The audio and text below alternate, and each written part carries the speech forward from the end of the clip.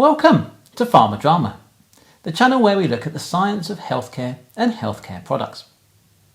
Today we're going to discuss probiotic supplements, and in particular how you might choose one that works for you.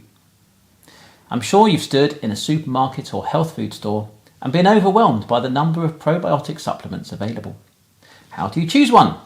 Maybe you'd rather incorporate fermented foods in your diet rather than take a supplement. In any event, in today's video, I'm going to give you my 5 top tips to think about when choosing a probiotic, so you can make the best choice for you. So if that sounds good, put the kettle on, settle in, and let's make a start.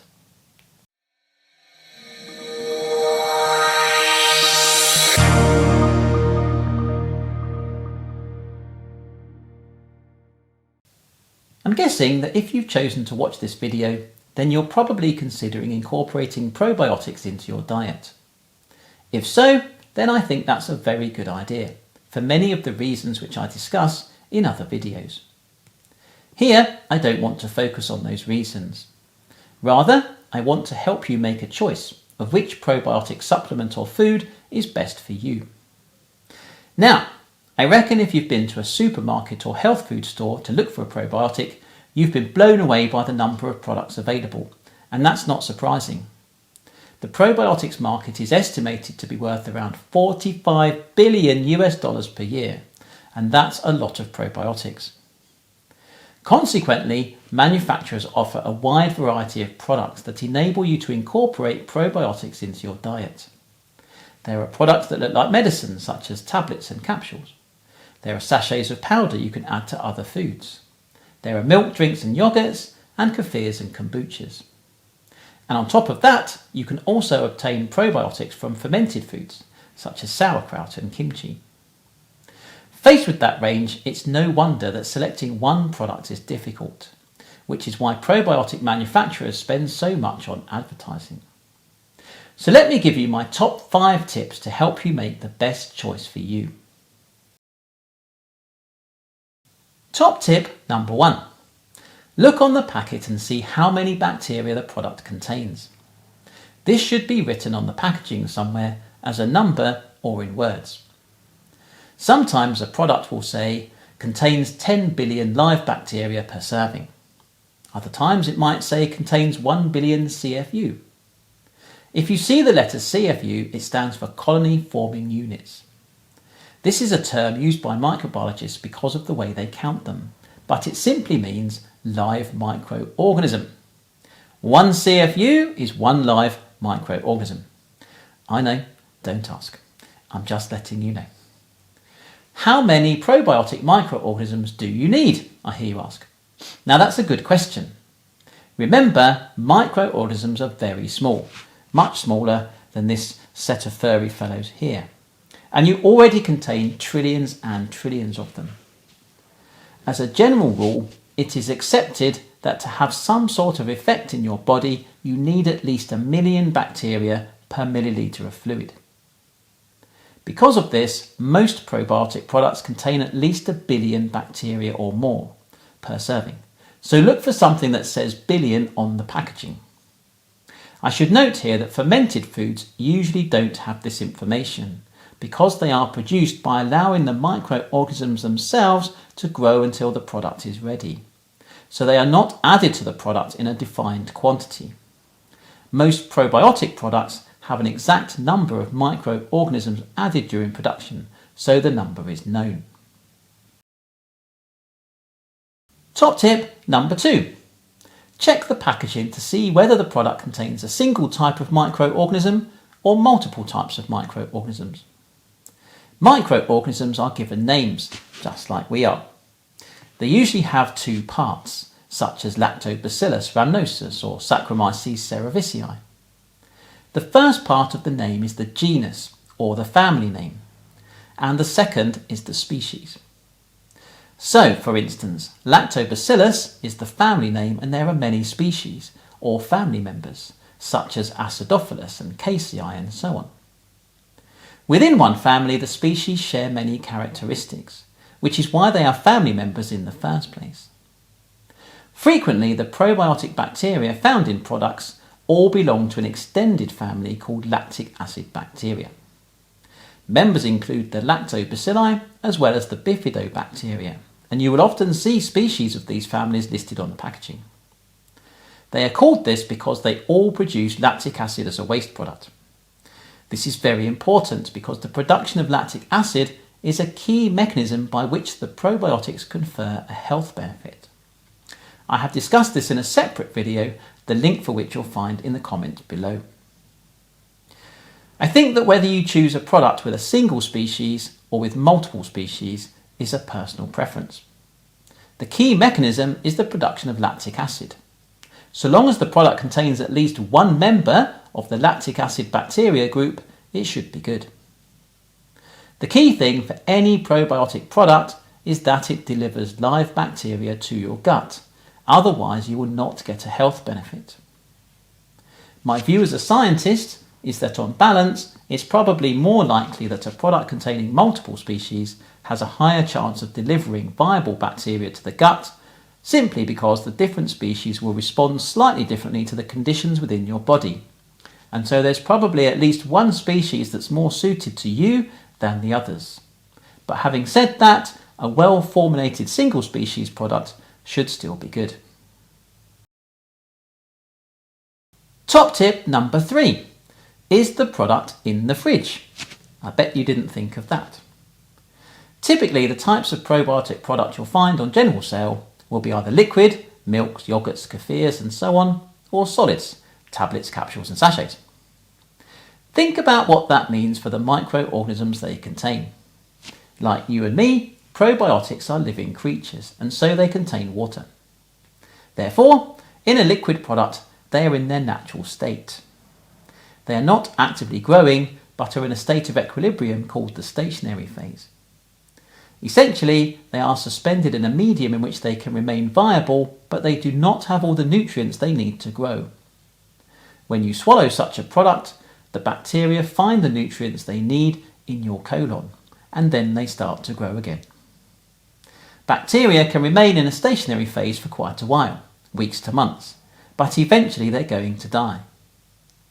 To extend their lifetime, liquid products are kept chilled, so that the chemical processes leading to cell death are slowed down. So the fact that a product is kept chilled is usually a good indicator it contains live and viable bacteria. Now think about a solid product. How is it possible to incorporate billions of probiotic microorganisms, all of which contain water, into a product that is essentially dry? The answer is that the microorganisms themselves have to be dried before they are added to the product. Now, I don't mean they use a towel to dry themselves off. I mean they are dry, desiccated in fact. Think about that. All the microorganisms in solid products have been desiccated. Literally all of the water they contain has been removed and they are reduced to a biochemical powder. When you swallow a solid probiotic product, it has to dissolve, and the microorganisms have to rehydrate in order to recover their original state. Now you might think it's completely impossible that you could take a living being, suck all of the water out of it, stick it in a dry product, rehydrate it, and then watch it come back to life. But microorganisms are extremely resilient. It is indeed possible for microorganisms to rehydrate and recover viability. And in fact, desiccating bacteria in this way is how individual species are stored in culture collections. But, and it's quite a big but, it's really important to think about how microorganisms rehydrate. If you were to take a solid product, add it to water, preferably at body temperature, let it dissolve and leave it for some time, the bacteria would be able to imbibe water nice and slowly. The water wouldn't contain anything that would harm them, and you'd probably find a large proportion of the bacteria would recover viability. On the other hand, if you swallow a solid product, it will arrive in your stomach. Your stomach contains hydrochloric acid, which is quite a strong acid. I think you might imagine dissolving a solid probiotic product in hydrochloric acid and asking the bacteria to imbibe water is asking for trouble. The chances are the acid will kill them. I actually published a study into this a few years ago, and there's a link to the paper below, which, if you want to read it, is free to download. Top tip number 4. Does the product actually make you feel better? Now, admittedly, you can only answer this once you've bought and taken a product. But a lot of people ask me, how do I know if a probiotic is doing me any good? And that's a tricky question to answer. I mean, it's not as if we can look inside your colon and see what's going on. Thankfully. So I usually say, if you feel something in your gut, usually a feeling of bloating is the most common, then you can compare how you feel before and after trying a probiotic product. If the probiotic reduces the bloating, you'll feel that, and therefore you know it's having an effect. Maybe you suffer from constipation or diarrhea. Again, it should be relatively easy to assess if these symptoms improve or not after taking a product. If they do, that's great, continue taking it. If they don't panic. Try a different product. Test a range of products on yourself and find one that works for you. Remember, everyone's gut microbiota is different, so what works on one person might not work for you. I should say here that if you have a specific medical issue, discuss probiotics with your doctor, although I'm not aware of any negative effects of taking them. And even if you feel generally well and don't notice any effects of taking a probiotic, so long as it's delivering viable microorganisms to your gut, it's probably having a positive effect. Top tip number 5. If you're not ready to take a probiotic supplement, consider eating fermented foods. Fermented foods are made by allowing microorganisms to grow in them during production. As a consequence, as the microorganisms grow in number as fermentation proceeds, and since they are usually lactic acid bacteria, there is a build-up of lactic acid in the product. This is why a lot of fermented foods have a sharp taste. Because lactic acid is, as the name implies, an acid, there will be a lowering of the pH of the product. In order to tolerate this, the probiotic bacteria begin to adapt themselves so they can survive in a low pH environment. I'm going to explain how they do this in a later video. This is a key step, however, during fermentation. The probiotics adapt to a low pH environment. As a consequence, when you eat the fermented food and the probiotics arrive in your stomach, they are already adapted to a low pH, and so they stand a much better chance of survival and reaching your gut alive. So my final tip is to try incorporating fermented foods into your diet and see if they make you feel better. If they do, that's great, and you may find a well-formulated probiotic supplement to be even more effective.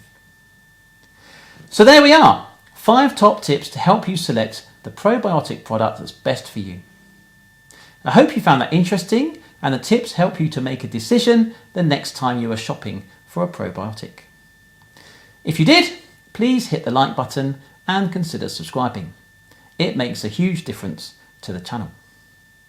If you have any questions or topics you'd like me to discuss, please leave a comment below and I'll do my best to address them. Otherwise, thank you so much for watching and I'll see you again soon.